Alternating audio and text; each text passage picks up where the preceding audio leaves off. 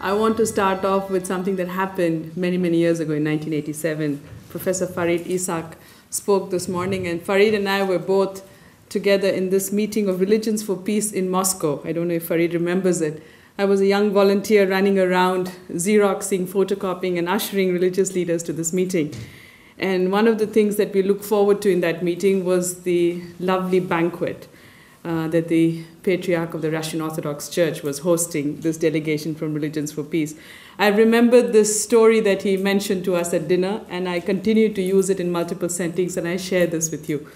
He said there was the meeting of religious leaders in Russia at the time of Perestroika, and there was a biblical phrase that was used, which was, "The spirit indeed is willing, but the flesh is weak." As many interpreters know, they have very few seconds to translate, and this interpreter had the same dilemma of not being able to translate or have very little time. And so quickly came the translation saying, the flesh indeed is willing, but the spirit is weak. So he said, the meat is good, but the alcohol is lousy. I have said this often because the same setting, the same human experience, the same dilemma can mean so many things to so many different people. And I think for many of us who work in the field, the interpretation, the bringing of the human experience out of these settings is close to our heart. And this is why I feel very honored to be part of this panel of sharing stories from the field. I work in Shanti Ashram, an institution that is inspired by Mahatma Gandhi's vision of Sarvodaya, a word that he coined during the freedom movement, Sarva Udaya, or the awakening or the flowering of all. Implicit also in this way of looking at development is what I bring from my own faith tradition. I practice and live as a Hindu. And there are the paths that take us to the divine. The margas, as it is referred to, Swami Agnivesh would be much better positioned to elaborate on that. I have read his writings on it. Is the bhakti marga, or the path of devotion, the jnana marga, or the path of knowledge, the karma marga, or the path of action, and the raja marga.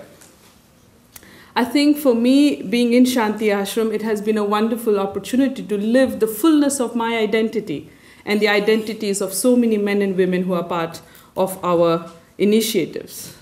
Because our identities today are composite. As a woman, and Niradzai and I were referring to the pride that we take in this identity, is also the coming together of the compositeness of us.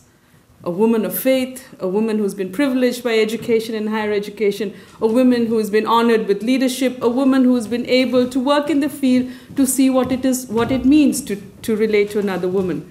But the path of action, the karma marga, for me is relevant for all of us across the world, as we are accompanied by the other paths as well. So in Shanti Ashram, we started off in 1990 with our first initiatives for HIV/AIDS. Let me tell you, this was the time when there were no networks. We did not have the support of wonderful brothers and sisters who would support us with their networks.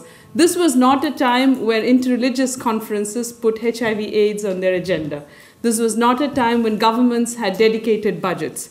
This was a time when we heard, and in whispers in our communities, that our brothers and sisters were dying of a disease that we could not speak about.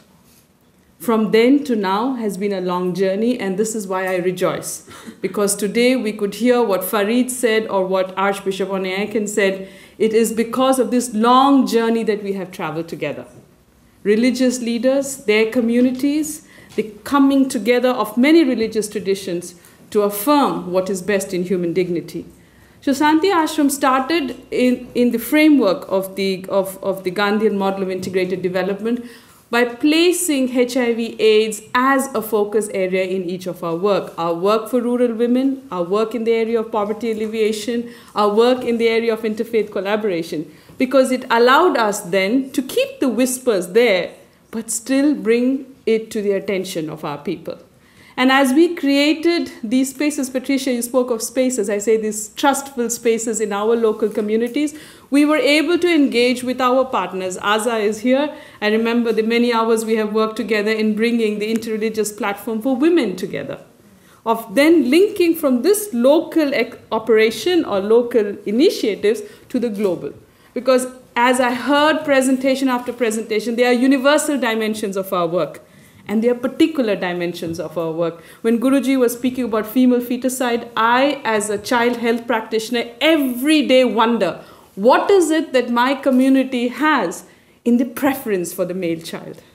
And how long will it take, and how many of us it will take to reverse this in allowing every girl to work, in every girl to live on this earth. So this relationship of Shanti Ashram's local work at one side in Coimbatore, which is a southern Indian city of 1.5 million people, to what was happening in New York is one thread that I want to present to you. The second is in the dimensions of the paths. As we worked on the front lines, as we worked in creating models of caring for people who were living with HIV and AIDS, we also wanted to push ourselves to see how we think about these issues. What is it that allows stigma to be experienced from both sides of the equation? People who are in the position of causing the stigma, but also from the position of viewing the impact of the stigma. This meant thinking together. This meant seeing what is common between us, but also seeing what is different between us. And this brings another experience that I want to present to you. When the initial interreligious work for HIV and AIDS was coming, there was a lot of leadership coming from our Christian brothers and sisters, both from the Catholic Church as well as from the World Council of Churches. The Hindu family is organized very differently. We do not have a single structure. We do not have a single way of living our life. And hence, it was important for us to find our own way of mobilizing the response. And I'm so grateful here that you have the representation of the different dimensions of the Hindu family. The leader, the priest who oversees the everyday living, and also the transformative aspect of what faith can do, of leading and calling communities to change.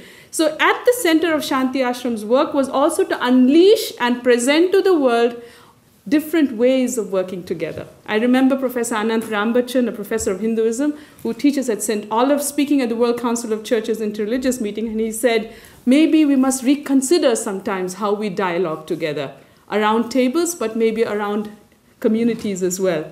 Maybe sitting across, reviewing projects and ideas, but also looking and hearing as to what else we can do so that this understanding of one another goes on. So I have spoken of two things. One is the model of how we work together. Second is the way we build local communities and link it with international models as well.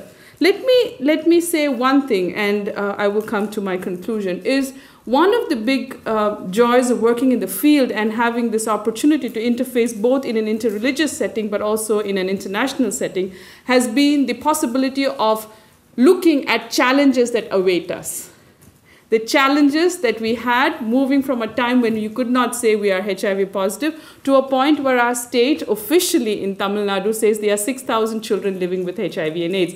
They are not 1-year-old, 2-year-old, 3-year-olds. They are 14, 15, 16. Who accompanies them into adulthood? How have religious communities reimagined their role in assisting these young people? And this is, again, another thing that I think our work in the field has contributed to the larger conversation.